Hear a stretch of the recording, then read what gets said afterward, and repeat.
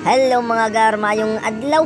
Kumusta man inyong adlaw karon mga gar? For to this video mga gar no, gikan ta nagpadala kay kinahanglan man pud atong pamilya padalahan nato.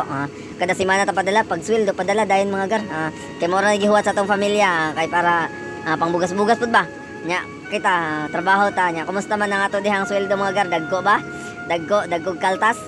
Mga taxpayer gud ta mga gar. Pero pasalamat gihapon ta gar kahit taxpayer ta dagko kayo og kaltas sa tax.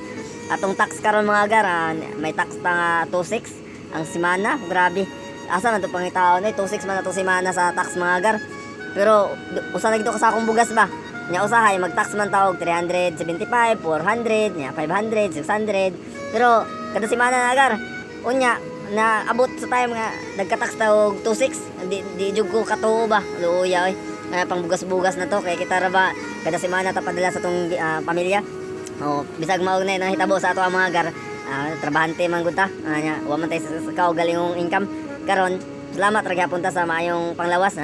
Thankful kay ta sa panahon nga gihatag sa tuwa nga wa ta pagkulangi. Salamat Lord sa tanan nga grasya nga imong gihatag sa amoa sa pagkaon sa adlaw-adlaw nga wa ta kulangi. Salamat kay Lord nga imong gigabayan sa trabaho sa matag adlaw nga napatay kusog nga makakita pa ta nga mabawi ra ta ng kwarta kay naman tay income naman tay trabaho. Pasalamat jud ta sa kada adlaw nga wa ta kulangi, wa ta pasagdi sa tuang tagapagligtas. Lord, thank you sa tanan. Sana at patawarin mo kami sa aming nagawang pagkakasala sa araw-araw, sa paulit-ulit na pagkakasala. Salamat. Patawarin mo kami, Lord, at basbasan mo kami upang maging karapat-dapat sa harap mo. Lord, thank you sa tanan na bisan pa og mo ni ang higayon.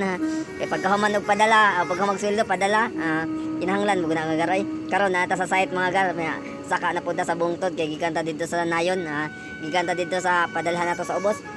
Layo pa kay nito ang baybayon. Pero safe atong biyahe. Salamat kay Lord kay safe kay biyahe bitaw.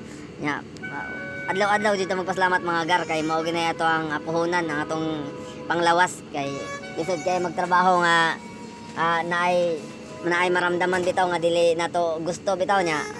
Lisod kay magtrabaho kung natay batyagon mo na nga ampingan nato tuwang kinabuhi tuwang kaugalingon ampingan sa matag adlaw sa miagi sa matag oras kinahanglan magpasalamat ta sa Ginoo bisan pa og mao ni atong sitwasyon karon. Thankful gyapon kay ta mga gar kay wa ta nila pasagdi.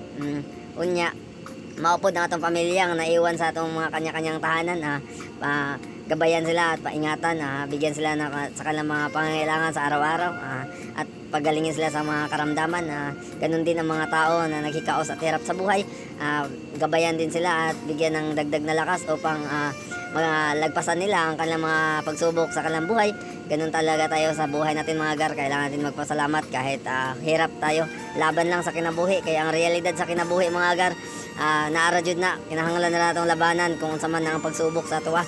Kay kung paluya-luya ta wagi mahimo kay ang temptasyon naara jud na diha kung asa ta hinay didto na mo paramdam sa tuwa ang temptasyon mo na nga kinahanglan baskog ta pero think positive lang tayo mga gar kay lisod kay ang kinabuhi kung mo nay kuhaon sa tuwa.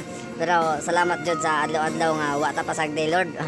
Mabitaw mga gar no karon bungtod na ginitong agian karon pero maayo kayong daan maayo kayang panahon kay ayom uman pero safe gihapon wa man ta na wa ta mabasa bitaw mga gar no.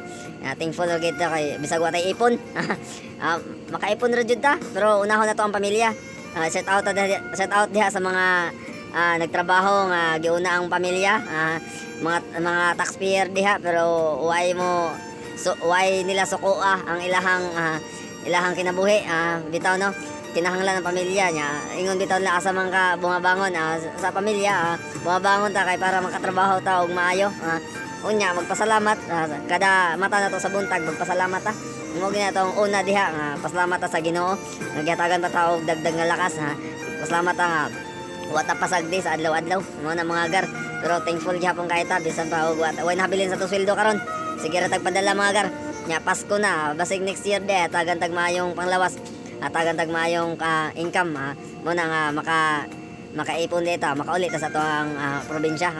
Di kita kauli karon kay wa tay ipon kinahanglan batang mag-ipon unta mga gar para makauli po ta ba lisod kay di ta makulis tong pamilya bitaw kung saan man matay ipon nya kinahanglan man ta nga natay maipadala kada semana kaya thankful kay mga gar salamat.